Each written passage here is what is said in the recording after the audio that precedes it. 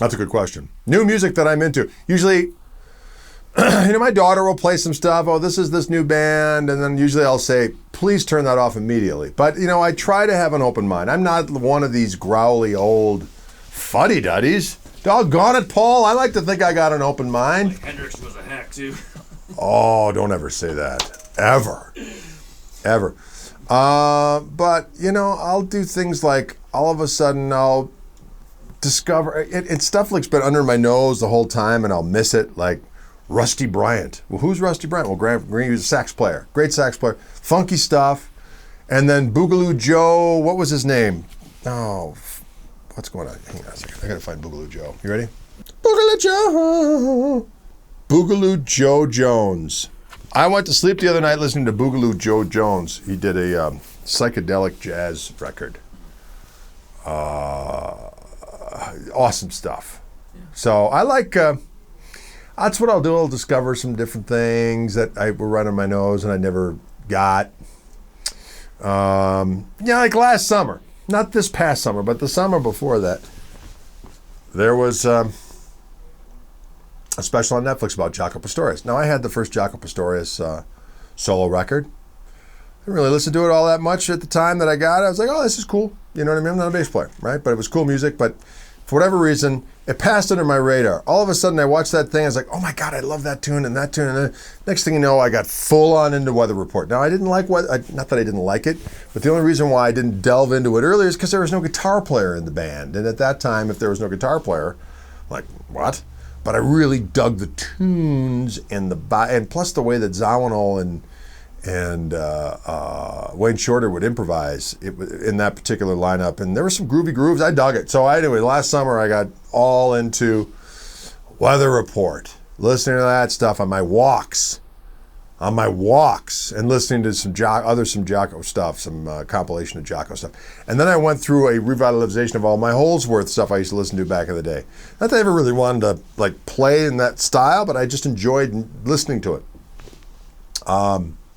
And then I'll switch from that and I'll discover guys that I kind of listen to, but not Gatemouth Brown. I got totally into Gatemouth Brown. And, just kind of immersing myself in that world. And, it's just always, or getting a Clarence White record and all that old bluegrass stuff, the solo stuff that he did. And then getting into the Byrds with him playing with the Byrds. I'll listen to a bunch of that stuff. And then all of a sudden I'll be like, oh my God, Albert Collins. So it's always changing up. So I go into various different things. And there's some new bands that I'll listen to that'll come along. My son was really into Wolfpack, and my daughter's into that too. And I'll get into that, but I, for the most part, I listen to, my buddy Jeff Pivar plays with David Crosby, and he sent me the first CPR record, which was him and David Crosby's son. And X, I just enjoyed the hell out of that. So I'll listen to some of that stuff. It just depends. It could be old stuff, new stuff, it just whatever. Years ago, I got into a band that never really took off that much, but I still listen to that record every now and again. It just rocks with the intensity of 1,000 Suns. It was a band called Moke from England, M-O-K-E. And their second album, man, killer.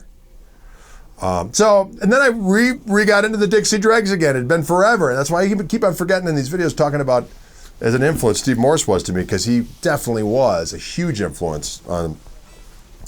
And I listened to a bunch of old Dixie Dreg stuff. T. Lavitz played on a couple of my old records. We were buddies, and unfortunately he passed away, which is totally a tragedy. But very, very depressing. It's a little depressing listening to that stuff because he's no longer around. But that being said, I hadn't listened to that stuff in a long time, and it is really devastating. Anyway, I hope that helps. Kind of old, new, whatever trips my trigger.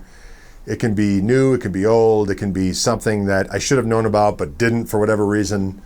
Or it's weird, What are you going to do? Some people like to memorize all the different things and all the different records and have this running. And I put the family trees together of all the different stuff I get into, but there's a lot of hyper focus on various different things that have a big impact on me, and I'll totally immerse myself, and then I'll not see other stuff that was right by it. Hey, what are you gonna do? Nobody's perfect, Paul!